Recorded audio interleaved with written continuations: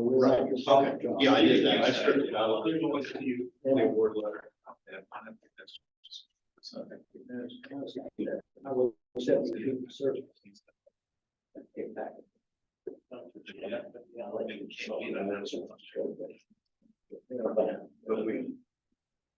Yeah, we were able to walk that line, being transparent and.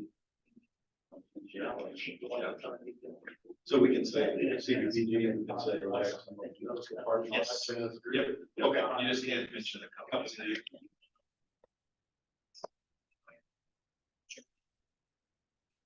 Not read that. Just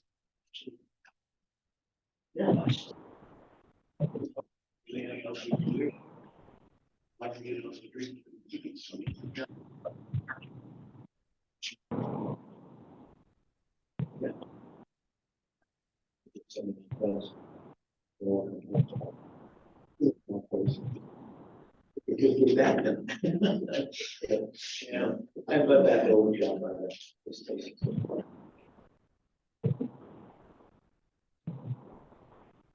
That's.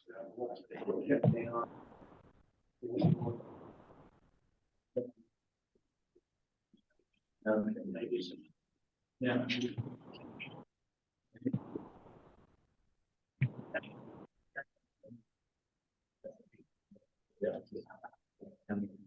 What happens? I think it's that. We changed quite a bit. I think it's that. Leave this comment with some. If you want me to, I won't go down. Need it for the That's scratch. Okay. Let's see. That makes sense.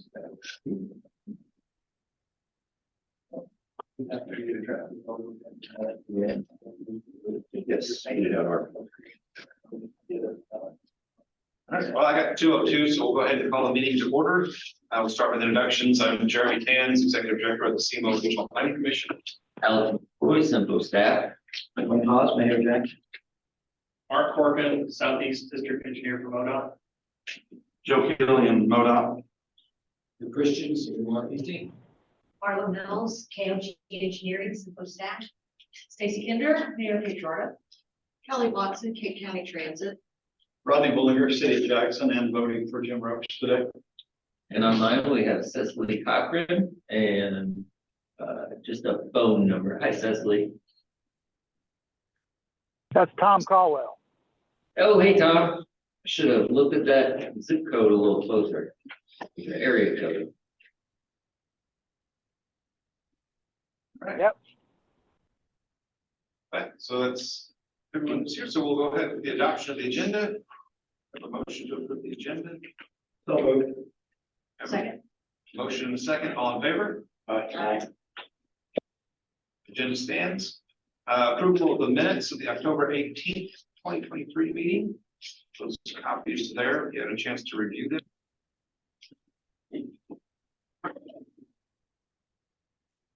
Move for adoption. Second. We have a motion and a second. All in favor? Aye. Any opposed? Minutes stand. And I have no communications chair, that's the chairman, so we'll move on. I don't see anyone here with public comments. So we'll keep going to new and unfinished business. We'll start with resolution number 2023-13, a resolution expressing support of a US DOT Thriving Communities Program grant application. Okay, so the Cape Girardeau County Transit Authority, in partnership with United Way and the City of Cape Girardeau, are seeking technical assistance to uncover funding opportunities to benefit low-income citizens' transportation needs. That was recognized through United Way's community surveys that there's a lack of reliable transportation that was reported by job seekers, employers, and employees as a key obstacle to obtaining and maintaining steady employment. So through the Thriving Communities program, they've identified an opportunity to procure some of that technical assistance. The purpose of the Thriving Communities program is to provide access to DOT resources in the form of technical assistance, planning and capacity to develop and advance transportation and community revitalization activities which increase mobility and expand affordable transportation options, facilitate efficient land use, improve housing conditions, preserve and expand jobs, enhance connections to healthcare, education, food security, and improve health outcomes. The program was authorized through the bipartisan infrastructure law. What we are asking is to initiate a planning committee, and they recommended the board approve resolution in support of that grant application. We were also asked if we would like to be named as a partner in the application. There is no financial commitment by any entity in submitting an application for the program. There's no cost share. It's direct access to DOT resources. So the actual application is due by 4 o'clock today. So we're gonna sign this resolution if it passes and get it scanned. That way they would have it if they choose to use it. But they're asking one to support a resolution and support the application, and then also if the board would like to be named as a partner in the application with TTA, the United Way, and the city of Cape Girardeau. Kelly, I don't know if I missed anything or. I think you did a pretty good job. Okay. Does anyone have any questions? Take a motion to approve the resolution. I'd make that motion to approve the resolution. Second.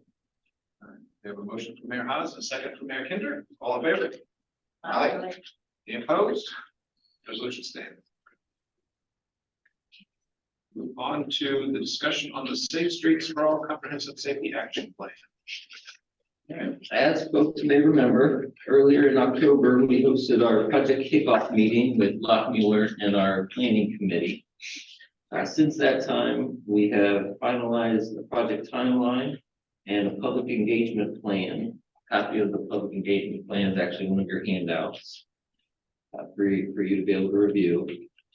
We're currently working on a lot of data collection. We're working with MoDOT representatives, the city of Cape and city of Jackson representatives, as well as IDOT, collecting a lot of our street data. But the biggest item we need to establish now is our safety oversight committee.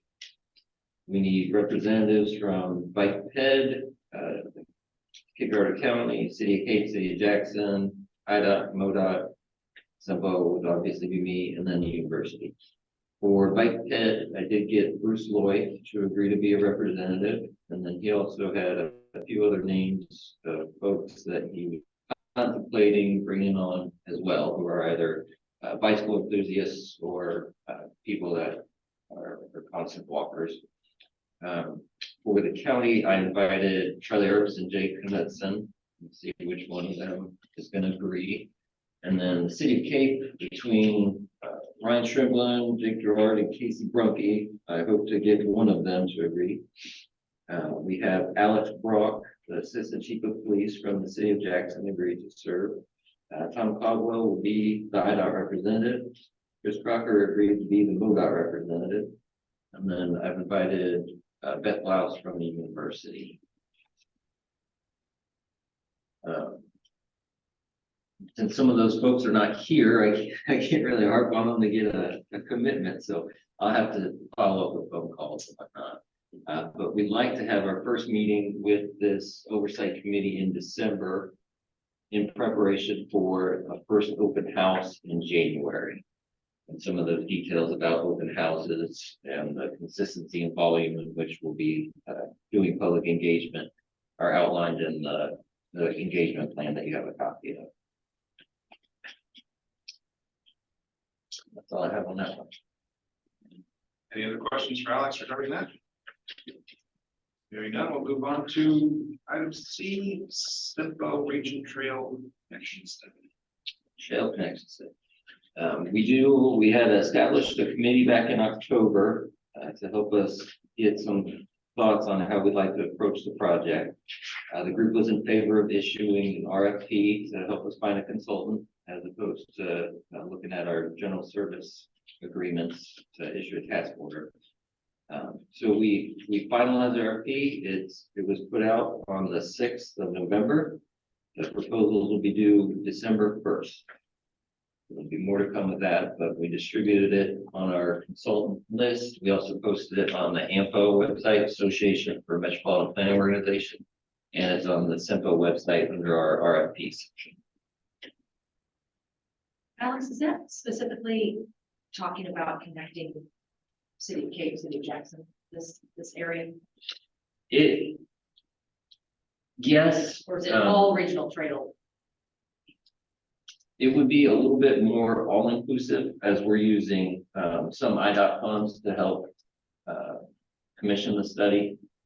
As folks may remember, we got a slightly larger amount from IDOT this year due to their MPO unspent balance distributions.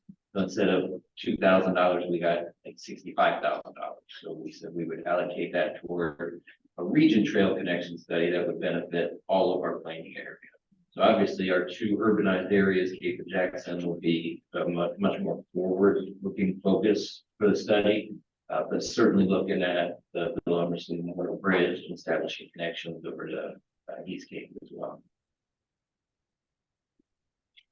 That answer your question? Yeah, well, I've been really, in my mind too, I was wondering about the south end of the Cape City Bike Trail connecting.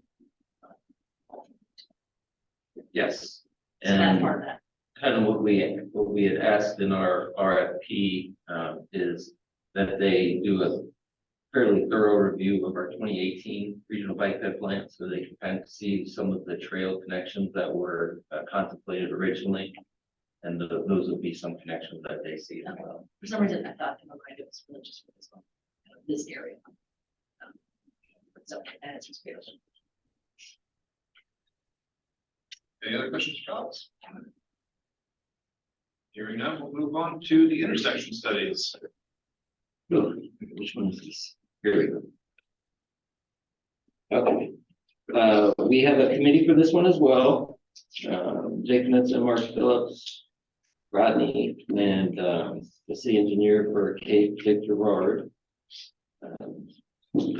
They all reviewed our general service agreements and overwhelmingly selected CBB transportation engineers and planners to conduct the study. We've issued a task order with them, and they've started work on it. The two intersections again are 621 and Perryville Road, and then Independence Street / Route D in Jackson between Broad Ridge and Rosebud, and then southbound Broad Ridge to the Jackson Middle School entrance. The consultants are coordinating kickoff meetings. We have one scheduled for November 27th at 10 a.m. at Cape Girardeau City Hall for the 621 and Perryville Road. That 10 o'clock meeting will be followed up with an 11 o'clock site visit to the intersection location.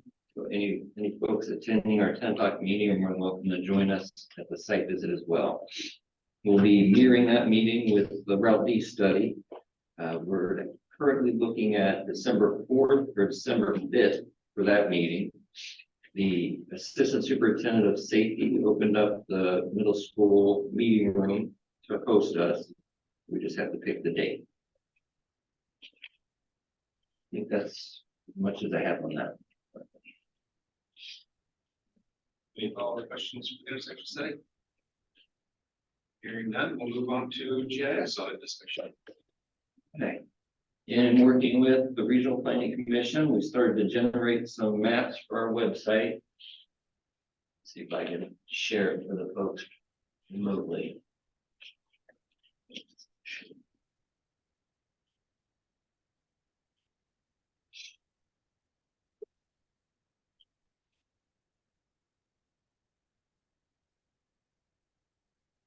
So on our website, on our homepage, we have this new map gallery here at the top.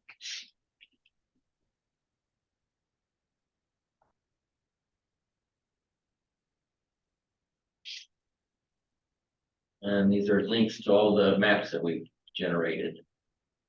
I think as we create more, I'll probably have to figure out a different way to organize these. look better. But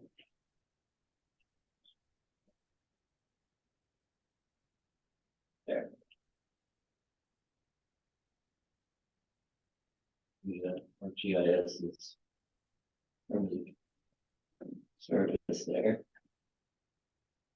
And then this is all of the CTA routes, which are those. So a lot of different maps to take a look at. Folks can take a look at it with their leisure, but there's, I think, 8 currently posted. And SEMO Regional Planning is going to continue to work with us to generate some more things. So again, if folks have map ideas or things they'd like to see on an interactive map, let us know and we can get them working on it as well. But I do have a list of other types of maps that'll keep them busy for a while.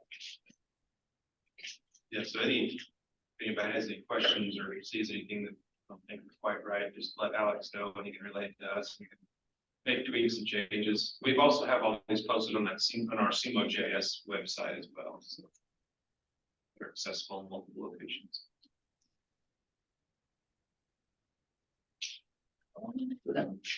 Any other questions on the GIS audit?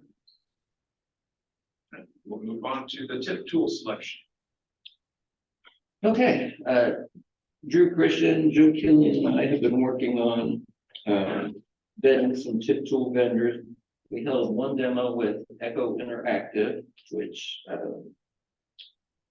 I think we were collectively were impressed by. But ultimately, I think whatever vendor we go with is going to be, the pricing is going to be right at our procurement policy threshold for issuing an RFP or obtaining 3 quotes. So I just said, well, let's just issue the RFP because everybody's going to be right at that threshold and we'll probably end up having to do it anyway. So we posted that on the 14th of this month and proposals will be due December 8th.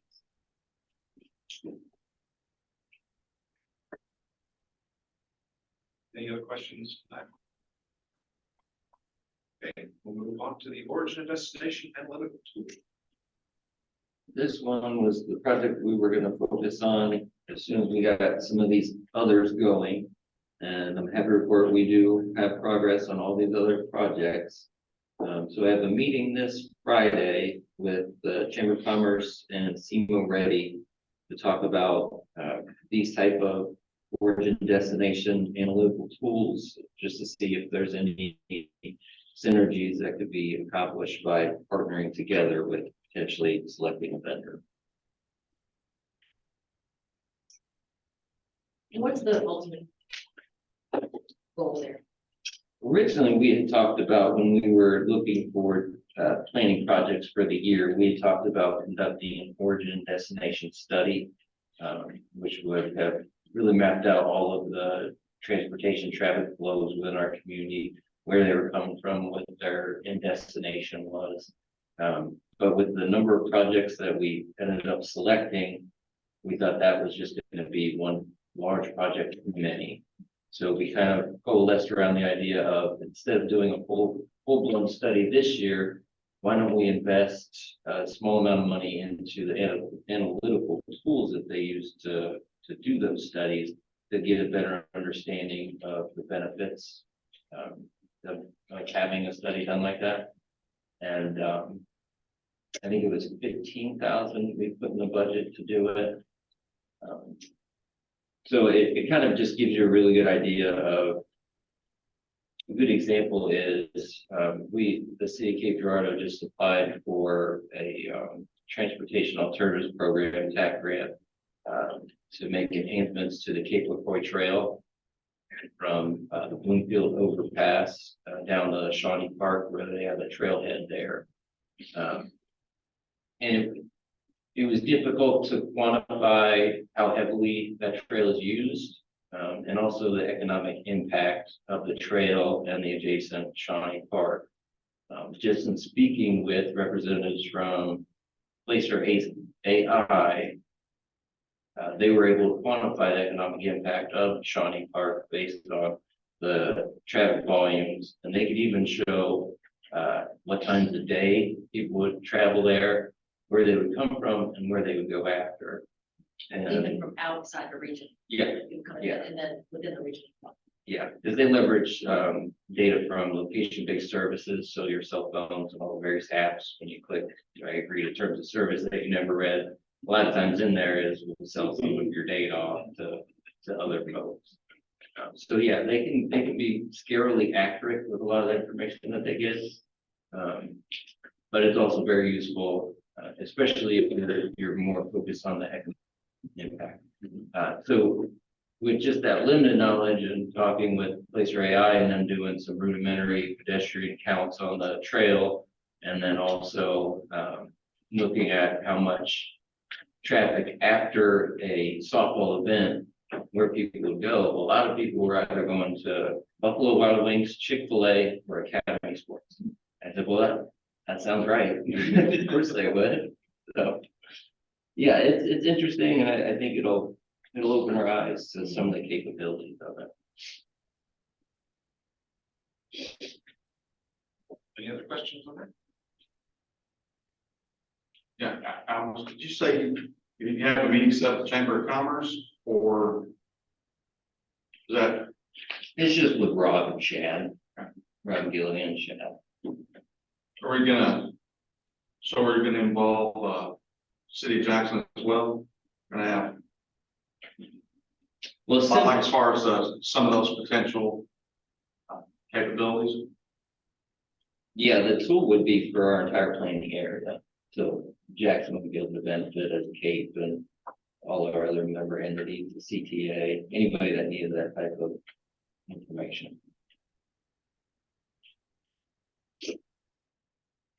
But I'm not really sure how their licensing agreements are structured, which is kind of, I have attended a Chamber Transportation Committee meeting and kind of went over our work plan for the year and the origin, destination, analytical tool. My briefing on that caught the attention of some folks, and I just wanted to see what our thoughts on it were and see, because they were looking at some similar tools.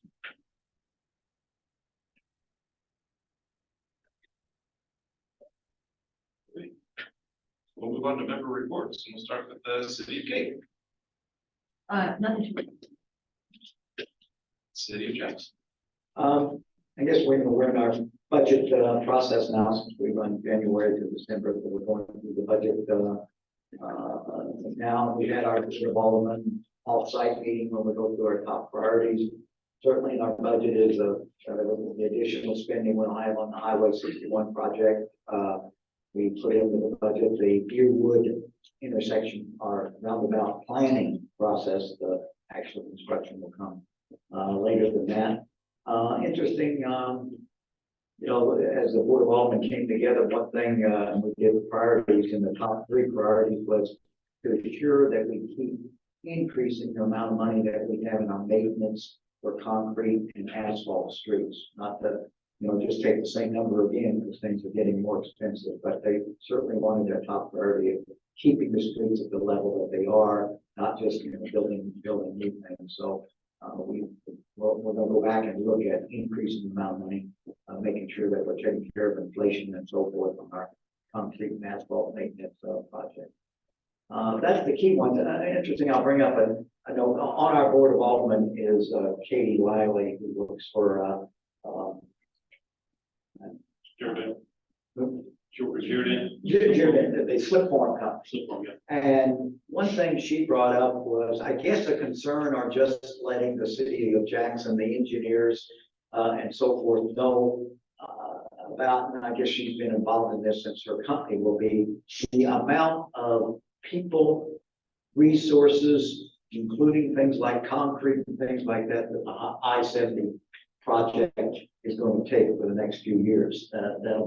That multi-billion-dollar project will sort of, and she just wanted I guess the city and the staff to know that this could be restrictions on what we want to do and how fast we could do things and how much they're going to cost over the next few years because of the, I guess, immensity of this I-70 project. So just bring that to this group because I'm sure it affects it's a concern of hers just on how they handle their other business and quite honestly their other customers, because they effectively take the whole company and just work on I-70. That's not what they want to do because it won't last forever, but it's that kind of resources that they expect will be demanded to do the work that's going to happen on I-70, which needs to be done, but there will be a top. That's like bringing it up and pass that along. That's all. All right. Jeremy, he just jumped. That's related to the warning you just threw out.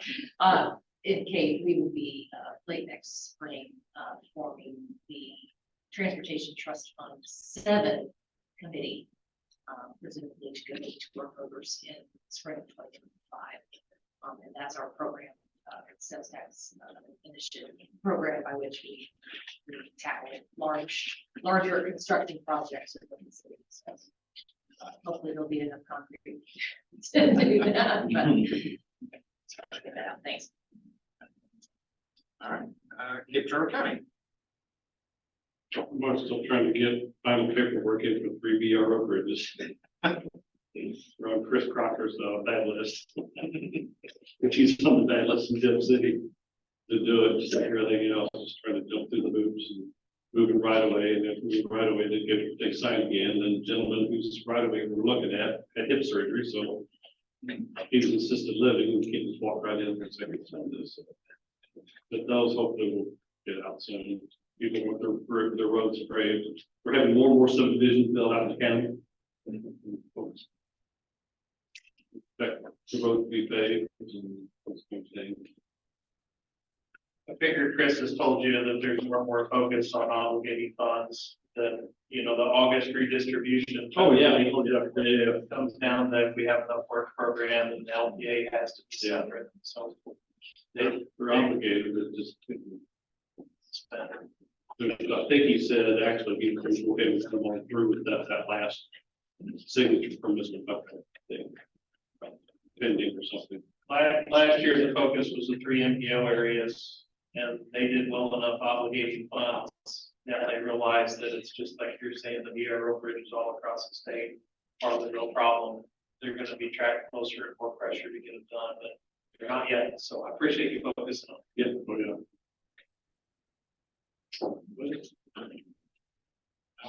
Cape Transit Authority. Well, our board has hired a new executive director. Ms. Jenny Smith will be starting on December 1st. She's coming to us from SMTS out of Fredericktown, where she has served as the chief operating officer. So we're looking forward to Jenny becoming part of CTA.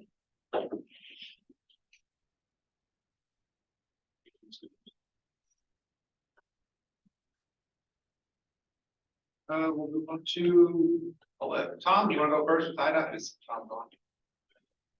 All right, Looks like Tom's he gone. dropped out. IDOT, you're up. So the State Highway and Transportation Commission meets once a month. Half the year they meet in Jeff City when the legislature is in session, the other half they travel. So October 31st, they came to the Southeast District. We had a official groundbreaking for the Don Wellgate Memorial Bridge, also known as Chester. Tom Wellgate came with his family for a brief official groundbreaking. It was probably the coldest day of the year that we've seen. So it was brief. I'm excited that that's on track to be open by the end of 2026. And we pushed pretty hard saying it'd really be nice if it was more like July when it's warmer so we can come back for ribbon cutting. Along with that, that day, there was a lawsuit clarification that you may have seen MoDOT in the papers a little bit over for the last couple of years. The Circuit County Circuit Court judge ruled favorably to a clarification MoDOT had asked for. So when you hear lawsuit, a lot of times you think it's money, but it's really MoDOT had gotten to a point where all our appropriations were so tight we couldn't move money from one category to another. We felt like it affected our operations. The commission would seek clarification. That ruling came back in favor of what the commission asked, but it's on hold for 30 days. So until the end of the month, it's really still an active lawsuit that we don't really give opinions on. But I like to make sure people know what it is. Because when I read headlines that say judge approves $60 million in pay raises, that is not what it is. I mean, that was a trigger that they asked for funding a year and a half ago because we couldn't keep staff, and they said, no, you can't have funding, just use your vacancies to give raises. That's what MoDOT did. So there's no penny raises for MoDOT that I'm aware of. You know, that's already happened, and it's just a matter of can we move money from maintenance to construction to buying trucks, and from the fuel tax into personnel. So that generally put them in a pretty good mood for the commission meeting. But there was one surprise to me that when they went to award bids, 72 through Jackson was rejected. This is the second time that it's been bid. I believe that statewide, that asphalt prices were all coming down, and it looked like an anomaly on paper. The asphalt prices for Jackson, the way I describe it, is it's an urban project in a rural area. You know, even though we opened up a lot of the timelines, we opened up a lot of the work, it still really requires night work, or you can't get any production. There aren't night crews in this area. I was surprised a little bit by that, but I knew that the prices were higher than the program. You know, we are talking to see if there's anything else we can do, but we plan to turn around and put that back in the letting for February so that we can have another shot at trying to get it possibly as early as next summer on construction. So those are the big things I thought I'd talk about, and I don't know unless there's questions for me. Oh, you mentioned I-72. I didn't have that on my list, but I know that is a big concern statewide of how do they even get it all done, how many contractors will come in.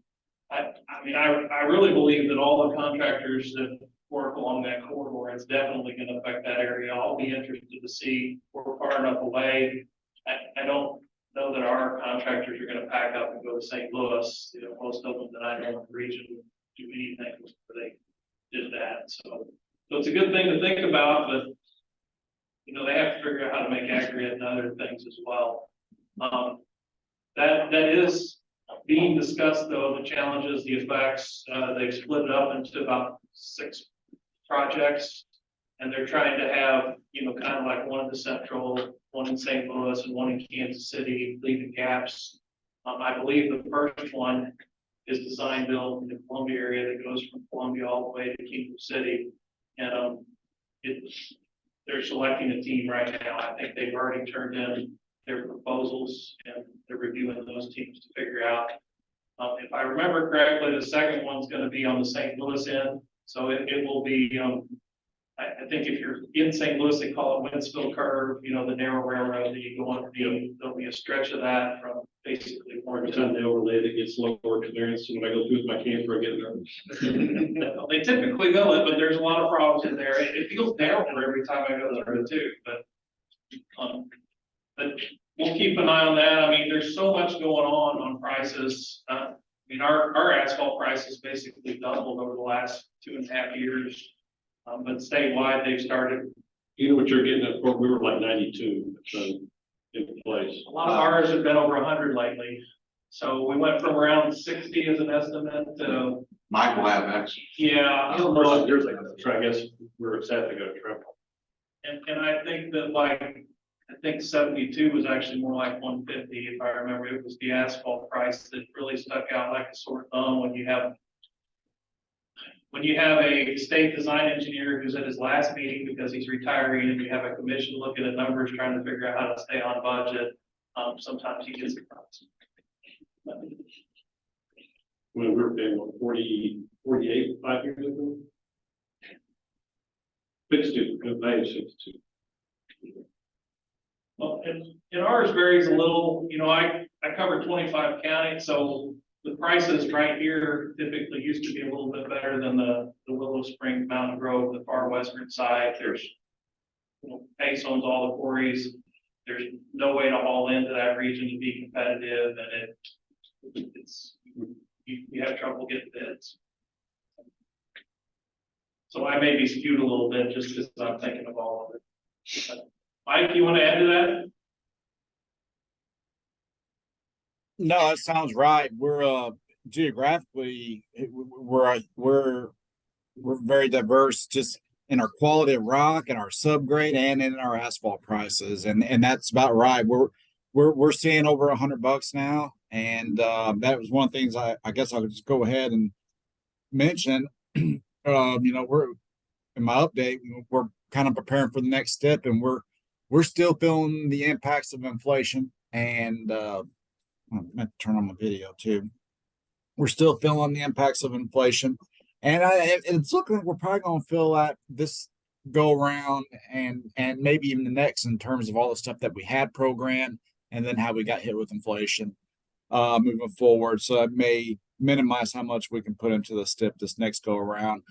We buy a lot of asphalt. We got thousands of miles of road to maintain, and when your asphalt price doubles like that, this is what you get. So hopefully after another year or 2 or 3 years, probably, maybe we're kind of a little more stable again. But I have a feeling we're going to be right back where we were before the gas tax went on. So if it wasn't for that, we would be way behind the curve on some of the stuff. So that's good, but it just kind of makes it kind of hard to do much more other than maintain the system. So Mark, did you have anything else, or should I go on? You can go ahead. Okay. And I didn't have much else. I don't know if anybody's heard. There's been talk about having the RPCs and the MPOs maybe formulate a multimodal TAC. Right now the one that everybody has is really should be and does include multimodal, but they tend to really kind of get hijacked by road and bridge efforts. So central office has been talking about that. What's that look like? They've been reaching out to some of the other partners, and they may be reaching out to you guys too. They're just trying to see what that looks like. How should be a subdivision of the tax? Should it be a whole new deal with different meeting dates and all this other stuff? And how, should be extra funding for it and everything. So, but there's been some whispers about that going across the state. So I just wanted to let you guys know that, yeah, that has been brought up. It was initially brought up just to kind of talk about, I believe it was transit only, and then it just kind of blossomed into all the modes. So that's where that is right now. So let's see, carbon reduction strategy. There's not much in there. I appreciate the help that was given on that. I don't know if Joe's going to talk about the urban maps. If you guys haven't got with him, I'm not sure you have, for your urban boundaries.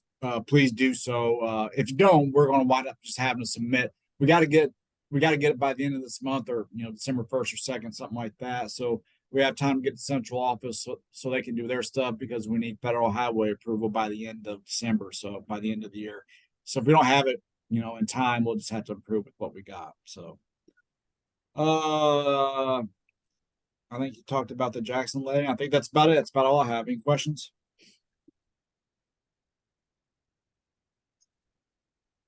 I think so. Joe?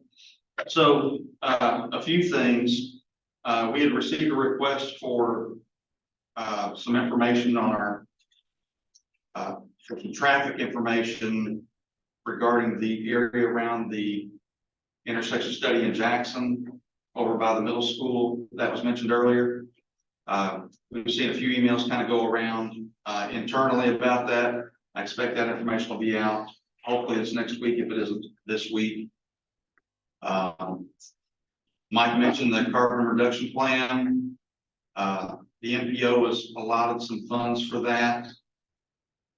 And then we're allotted some funds statewide in the outstate area, away from the urban areas.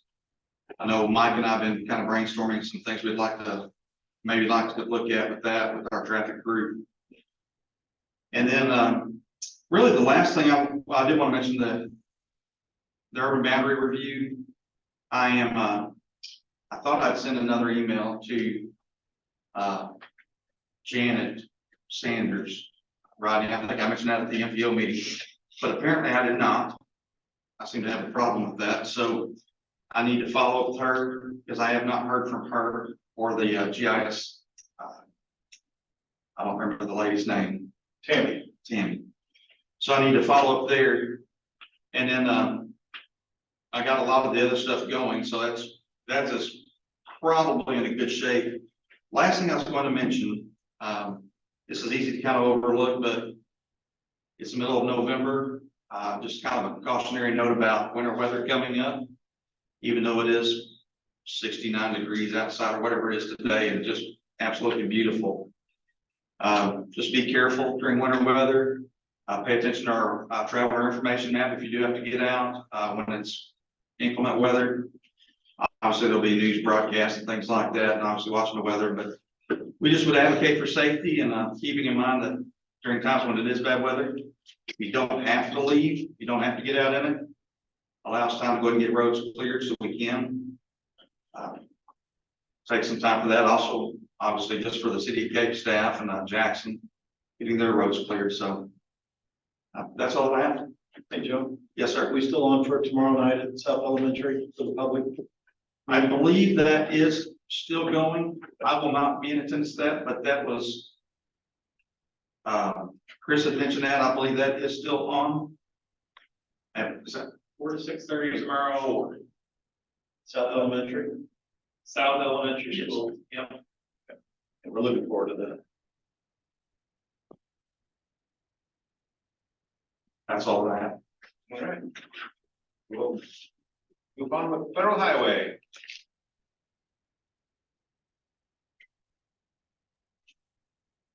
Hi, I have nothing new to report, but I do want to give kudos for the maps on the website. I did go on the website yesterday just to browse and get the agenda, and they are very helpful. And I really like the animation on it, but the information in them is very useful. So thank you. Much like them. All right. So staff report. The only thing I have is for our airport, the new terminal project. They're having a beam signing today and tomorrow until 2 p.m. So if you go and you want to sign the beam, I'm told that they'll have KCI team representative close toward the entrance to take you directly to where the beam is so you can sign it.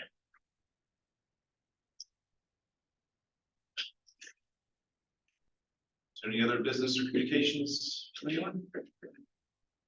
All right, I'll accept the motion to adjourn so you can sign a meeting. Thank you all, and happy holidays too, if I don't correspond with you beforehand. You too, thank you. All in favor? Aye. All right. Thank you. Charlie didn't have to know the door, right? Sorry, I'm late. Oh, you're good. You better. Oh, yeah, we need a county representative for our oversight committee for the safety action plan. I sent you and Jay an invitation just to see if you would be willing, or you could find somebody. All we need for Greg. Did you say you wanted to? Yeah, I'll make a send it on. To actually get. I'll give you. Yeah, we don't, highway guys are just like. Oh. Having start. Yeah, well, yeah, with the emails, and what's that like, hey? Yes. We're working hard on something. I just was worried over it. First, we got. Yes, yeah.